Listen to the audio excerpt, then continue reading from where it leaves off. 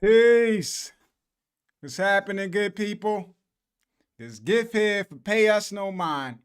And today we are talking about Spotify being a conversion or a customer funnel, right?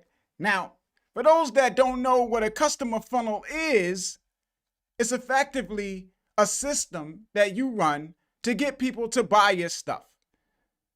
Like getting attention to engagement to uh consideration to conversions to retention. Like it's that whole system from jump all the way through to cash in your hand. So today we are breaking down these changes within Spotify and how they factor into it now being, from the way that I see it, somewhat of a conversion funnel. Now, in the Pay Us No Mind memberships, which is a new thing that I set up, we're going to take deep dives into that aspect of marketing, from customer funnels to lead generation to all of those different things for e-commerce, and breaking it down from the perspective of music marketing, like what everybody's doing with Facebook and YouTube and all of these different things, and breaking down how those things cross over into a customer funnel and lead generation and what is can be considered a lead and all of that different type of stuff. So if you're interested in that, make sure you join us, man. You know, you can become a member by clicking the link in the description box. That's there for you. Now, thinking about Spotify, artists were advertising to drive traffic to Spotify. And driving traffic to Spotify, what you got was you got activity, right? Oh, hold on.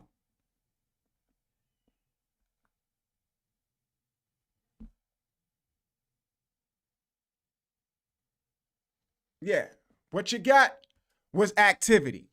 You got streams, you know, people listening to your music. And you look at all of these streams that you're getting. And the thing that I would look at first was like, okay, you got all of these people on Spotify listening to your music, but it's a walled garden. You cannot communicate with these people. So you couldn't sell anything to them. So they're there, they're streaming, but no sales, you know? So Spotify changed that. They gave artists the ability to sell stuff on their profile pages. Now, first, it was through a platform, I believe, called Merch Bar, which was exclusive and nobody could get into unless they were like established, right? Or really, no, first it wasn't Merch Bar. First, it was, I think it was Band Lab or something like that, like one of those types of platforms. It was them, and they were free. Anybody could use them. Then, once they shut down, Spotify moved to Merch Bar, and Merch Bar became the exclusive provider for merch within Shopify. But it was exclusive to like established artists, and artists couldn't get in there. Then they changed over again to where they're at now, which is with Shopify, where they have this exclusive partnership with Shopify. And the only way that you can sell your merch on Spotify is through Shopify. Now, Shopify has introduced a new plan, like $5 a month, because they're usually like $29 a month. And now they're switching where they raise their rates, right, to like, I think like $40 a month if you are not paying for them for the full year. But if anybody wants to use Shopify, I could get you, $100 towards your Shopify subscription. So that would be like $100. You know, you divide 5 into that, and that's how long you got on Shopify. And it's a link to that in the description box, right? So you got $100 towards your Shopify subscription if you want to use it. But the only way to sell on Spotify is through Shopify. Now, you look at it and you say, okay, well, now I can sell products on Spotify. right? I can list my merch and whatever else I'm selling. I can post it there. But the issue is, how is anybody going to know it's there? That was the issue. So it's like the last place that anybody goes is to your profile page. You know, like it takes a lot of initiative on behalf of the listener to end up there. Like they have to really be moved. So it's like I'm listening to your music on Spotify. I'm listening to Spotify. I'm jamming, right? Yeah, one song go off, another song come on, right? That next song that come on, if that song is yours, I have to be like, yo, what's this? Who's this? And then I have to go and I got to navigate to your profile page and be looking for like more music from you. And when I do that, then I can be exposed to like your products or whatever it is you have listed on that page. But if that's not happening and the music is just playing in the player, then I never find my way there and I never discover the fact that you got anything for sale. So despite the fact that people could sell on Spotify, it was really like meaningless because nobody knew that the products was there. Now that's changed with this new Spotify interface that they have. And the thing with this new Spotify interface is the fact that it's not just that aspect of it that changes. They pretty much turned themselves into like some form of like TikTok because it's got like a feed and these audio clips that they got that you could cycle through, images that you could look at and stuff like that. So the value of that is keeping the eyes on the screen. So keeping people looking at the screen by giving them something to look at. Now, the downside to it is the fact that it's a repetitive image. So, I mean, it ain't like watching a YouTube video where people are talking and saying stuff for you to keep looking at it. It's like, if you see the image once, then there's no reason to keep looking. But we'll get to that. First, let's take a look at Spotify's new interface and how this whole thing kind of like shakes out from the perspective of how they are making this whole thing work with selling products. So let's look at this. All right. Let's take a look, baby. Oh man, I remember this. That right there remind me of my homeboy's old ringtone. Please answer the phone, oh baby. Please answer the phone. All right, so let me get this up, and maybe I gotta rewind it. I'm not sure anymore. Who's knocking at my door? All the things I thought I knew. Where'd I put this at? Let me see. Is it gonna show up? Noticing you really like me. Hey yo, DJ, bring that back. So yeah, noticing you really like me. Right, control my anxiety. Bring that back. So you see, noticing you really. This is the audio player. Now, that was something that I was thinking that they should have been did.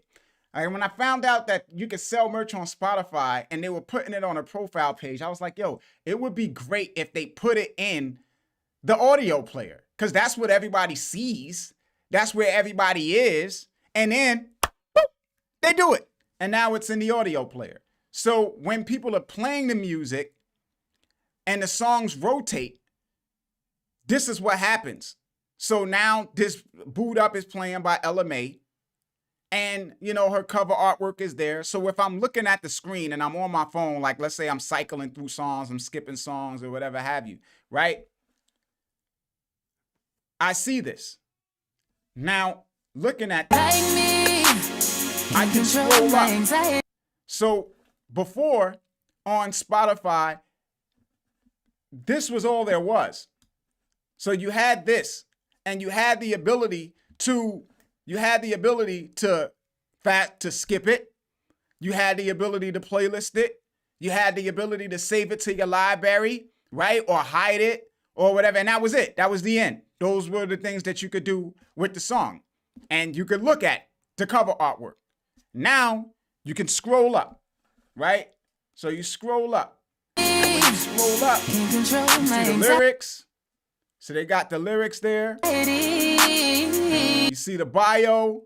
You see concerts, if there's concert footage, if you're performing someplace, and then merch, right? You got the ability. Let me take this out of here. Enough of you, LMA. We love you, but you got to go. Yeah. So, I mean, get out of here, chair. Yeah. So, I mean, at the end of the day, it's like you have the ability now to sell on Shopify and to have your products featured prominently on the platform. But I still don't know if it's enough because of the nature of the platform. That's the thing that I look at with Spotify. It's the nature of Spotify, man. You know? So you think about it. And technically, it's a customer feed, right? Or it's a customer funnel because people can, provided that you get some traffic into Spotify, because Spotify is not going to help your music get heard unless there's traffic, which, you know, let's burst the bubble of anybody that's just thinking that that's the way that it works, where you just upload music to Spotify and miraculously you start getting streams and you get on an editorial playlist or something like that. That's just not the way it works. That's a complete pipe dream. You got to drive traffic to the platform first. Now, once you get some traffic in there, Spotify's algorithm picks up on you, right? And starts to push your music out to more listeners. So you have that first stage of a customer funnel, which is awareness. They're helping to drive awareness through playlists. So through these discovery-based playlists like Discover Weekly, Release Radar, and really all of their playlists are discovery playlists, but those are like the core ones. You're having awareness be generated. Then, at the same time, they're re-engaging those people that they connected with through those playlists to nurture them as leads, or you could say nurturing as leads through playlists also. You know, so it's like through playlists like artist radio stations and daily mixes and on repeat and repeat rewind. You know, you could consider that lead nurturing because they're re-engaging them. They're serving your music back to them because it's like, hey, this is something you like, so we're gonna keep feeding it to you so you can hear it more and more and more.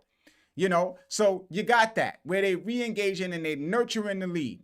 And then at the same time, you have the product being showcased, which can drive people to convert and become paying customers. So you have all of those steps. You know, you got discovery, you got awareness, right? You got lead nurturing, and then you got conversions, all through these playlists and all through the audio player and all happening on Spotify, which seems really amazing. It seems really amazing. But I still don't think it's enough. And I mean, listen, that's relative, right? Saying that it's not enough because it all depends, really. The thing is that Spotify and the way people engage with it is so passive. You know, like when somebody is on Instagram, they're like this, looking at the screen, scrolling through, looking at stuff. When somebody's on YouTube, they're like this. They're looking at the screen, watching somebody talk and things of that nature. When somebody's on Spotify, even though they got these rotating GIFs or whatever have you, people put on a playlist and they go do something. They go work out, they jog, they clean up, they do work like schoolwork or something like that, study. That's what people do. They put on a playlist and then they go do something. So a lot of times when people are on Spotify, they're not doing this. They're not scrolling and staring at the screen. So it's like, well, what are going to be the percentages of people that are actively looking at the screen in Spotify? And then even if they are, they have to swipe up. You know what I'm saying? So that person has to swipe up to go through, your lyrics and all of that other stuff in order to get to the point of the merch. So what it comes down to is, again, a lot of initiative on behalf of the fan. So you don't really have like a means of pushing the issue. So it's like on Instagram and things of that nature, because recently I've had somebody that I consult with generate like a few $1,000s in download sales by keeping their music off Spotify. And how they did it was through an engaged audience on social media. They pretty much did it through organic posts. They put up posts saying, hey man, we got something for sale and it's not on Spotify. And people went and bought. So it's like when the audience is engaged, you could just keep serving up call to actions where you just keep posting stuff. People see it and then they go and do what you want them to do. And in Spotify, you don't really have that option. There's not a central place. It's not Instagram where it's like, okay, I'm going to check to see what everybody's up to. And then you just got this feed of everything that everybody's posting that you see. And you say, oh, this guy's got a new shirt. Oh, all right, let me check that out, right? Like, it's not like that. People go to Spotify, they stream music and they listen to music, So that's the thing there. For the merch thing to really matter, it takes a super engaged audience, like Swifties and, Barbs and all of that different type of stuff. People who are going to be actively looking for any and everything, with you. Because with those people be hunting for stuff. So if a letter is off in a song, they're going to be like, oh, Taylor Swift misspelled the word, because they're just so intently, actively engaged with them. But for artists that don't have that level of fanfare, I don't know how impactful this will be. So you look at it and you say, okay, well, how can I push the issue? How can I kind of take the initiative to bring awareness to the people consuming my music on Spotify to let them know that I have something for sale? And you look at that and you say, okay, well, what tools do you have at your disposal with Spotify?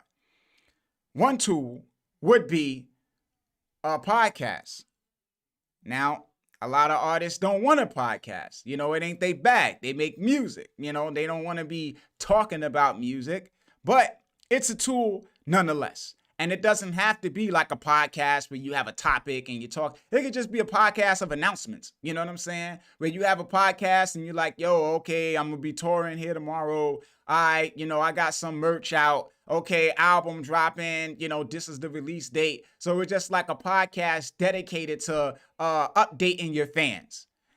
And the issue with the podcast, though, is that, again, it's not a news feed that gets served up. Now, Spotify has ways of promoting this stuff to the users, but a lot of it is based around engagement and how much people engage with it already. So a podcast is just another product that you have to build listenership for before it can do anything for you. So it's not like you could just jump in and start putting up a podcast and then all of your fans are going to get it served to them. And, it could work out like that, but it might not. So the podcast thing, hit or miss, right? It's just something that you can test and see. Outside of podcasts, they got this new clips feature, which is like basically social media, where you could upload short clips of you making announcements, video clips where you're like, hey, I got a new merch line out and stuff like that.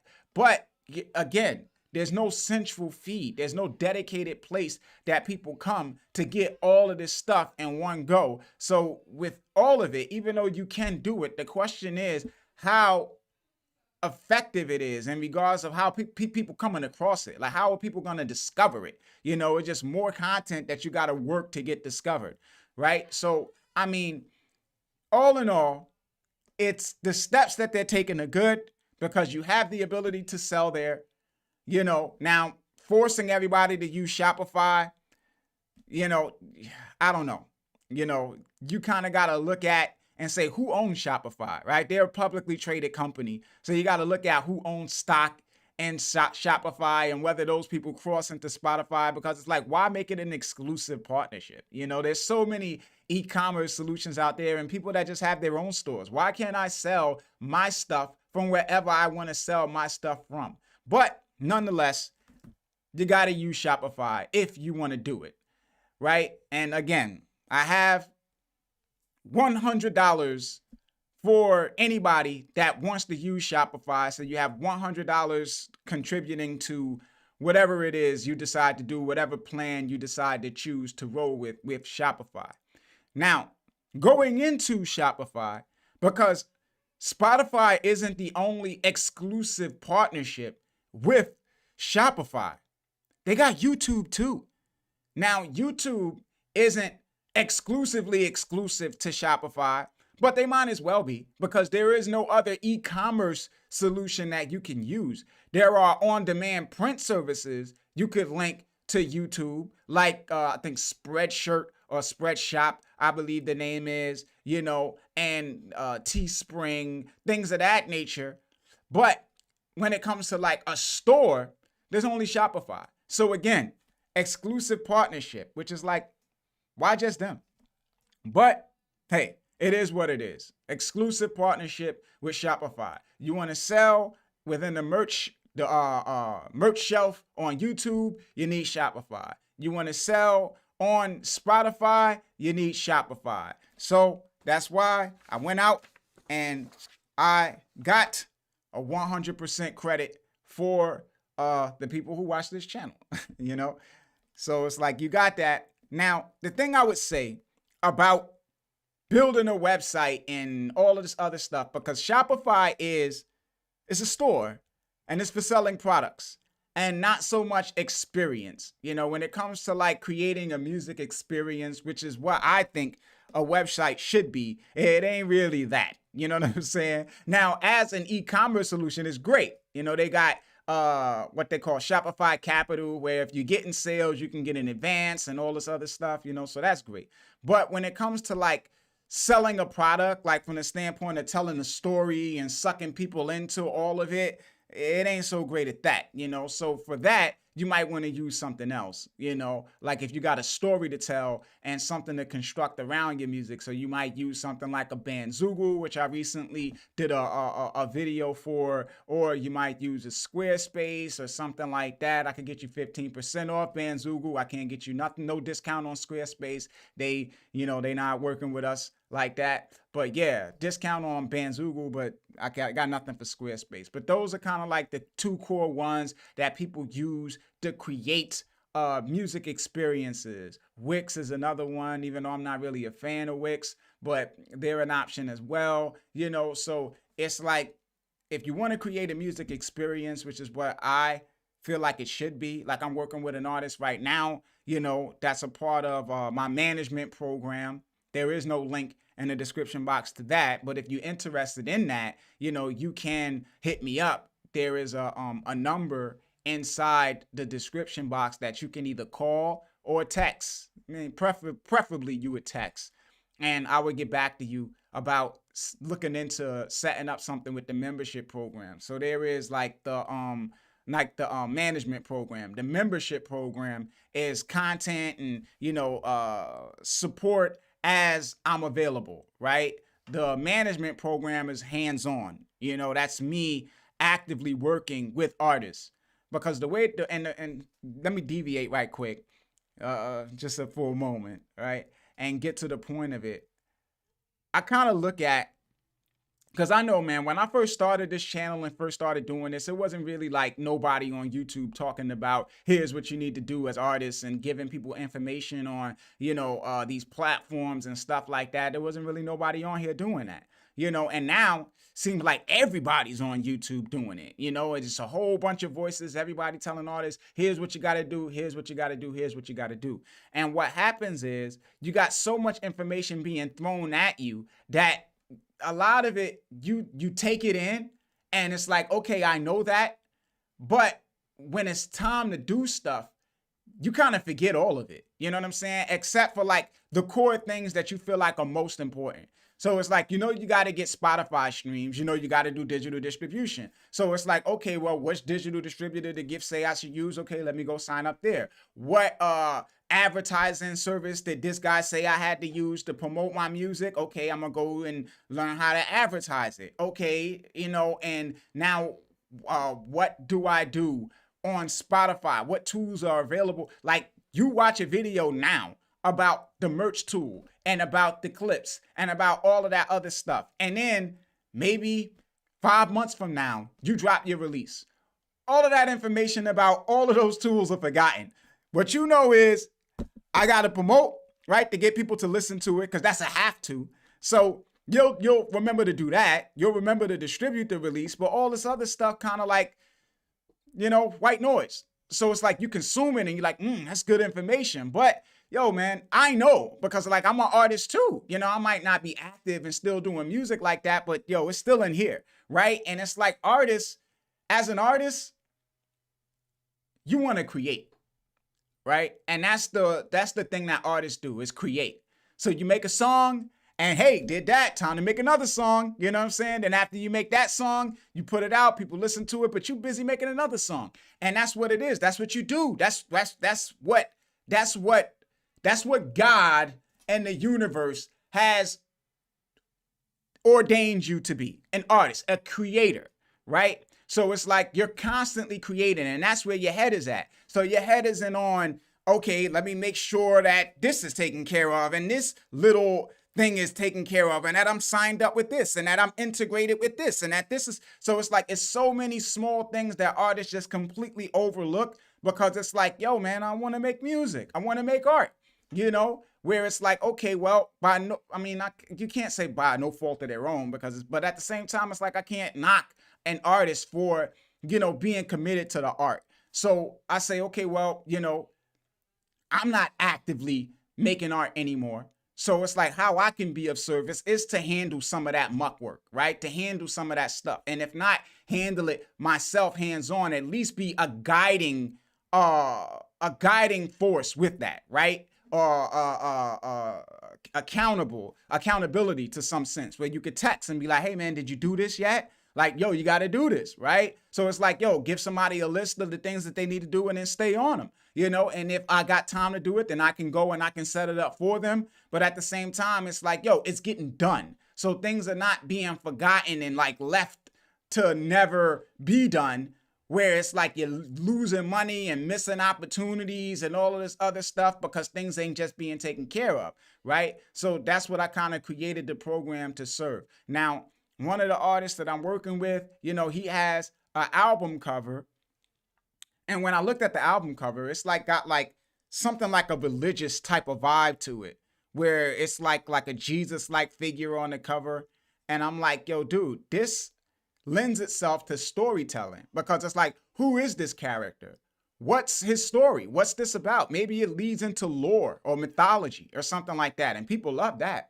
So what I advised him to do was like basically create a website. Like, this is something that needs a website, where you open up with that image and you say, here's this guy, and here's his story, and here's how this feeds into the project and stuff like that. Then you go into the songs and you break down the stories for each of the songs and the lyrics and the meaning behind the lyrics, because those types of things suck people in. And that's how you get fans and people that will buy from you, because it becomes bigger than just, I like this song, So things like that, it's like being in a war room with artists to a great effect, man, where you're listening and you're saying, okay, here's what we can do with what you got, right? But the bottom line too, though, is that you need to have something to work with. So there has to be like, yo, I got an album coming out. I got a single that I'm working on. You know, what can we do with this, right? Like I can't work with nothing. When you come to me and you say, yo, you know, I got songs. I don't know who I am. I don't know what I'm doing. You know, can you figure it all out for me?